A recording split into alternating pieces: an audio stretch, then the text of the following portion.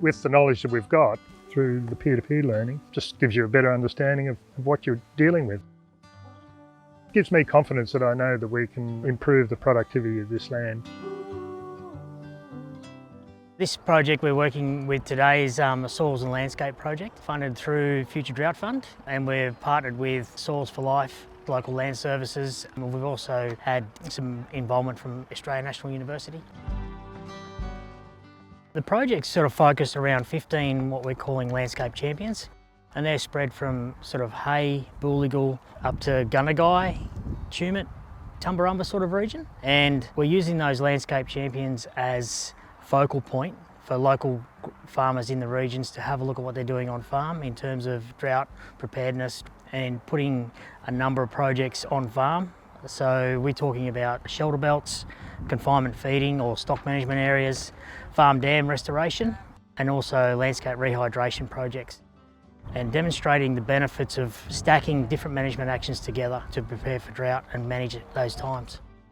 As part of this project, there's three key components. One is the online virtual learning with the landscape champions, and then the field day component where we visit a number of those landscape champions and hold local field days. There's also some demonstration site setups as well.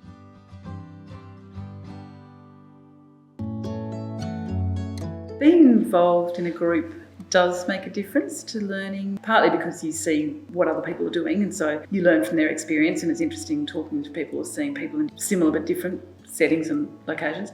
You're not in it on your own. I think that's probably the best benefit of doing it in a group. It's just hearing everybody's experiences and anything they can bring to the table as well as yourself. Today we're at Coolac with Anthony Nichols.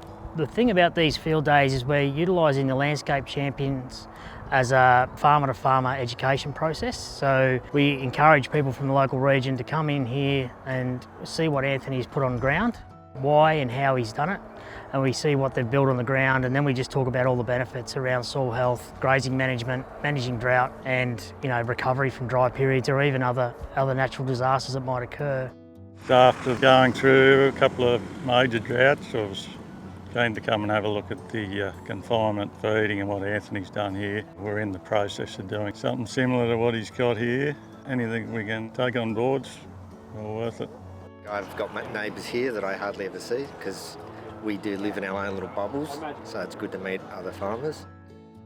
The benefit for other landholders is really, they're not just hearing it from us or other technical people, they're actually hearing from the farmer, and it's well documented that farmer-to-farmer education process is key to getting adoption of new programs.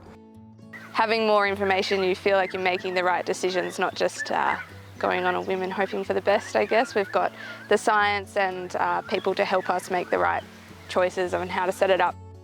I really enjoyed listening to people talk about their stock management areas. And how they're actually setting them up and what they're actually using, because we're going through those decision points at the moment. We've got a way that we want to do it, and actually hearing people talk about stuff and issues that they've had has been really useful. So, and probably changed how we'll do. Yeah, no, definitely. We've definitely changed how we're just going to set it up. As part of the project, it's collaborative between ourselves and Soils for Life and ANU, and I think we all bring something to the table, some technical expertise, and it's really important in these types of projects to have that collaborative approach and play to each other's strengths. I think we just get the best outcome when we go down that line. We're finding our relationships with various networks has had an incredible synergistic effect in that we're helping them, but they're helping us as well. And I feel like we've come so far along that journey.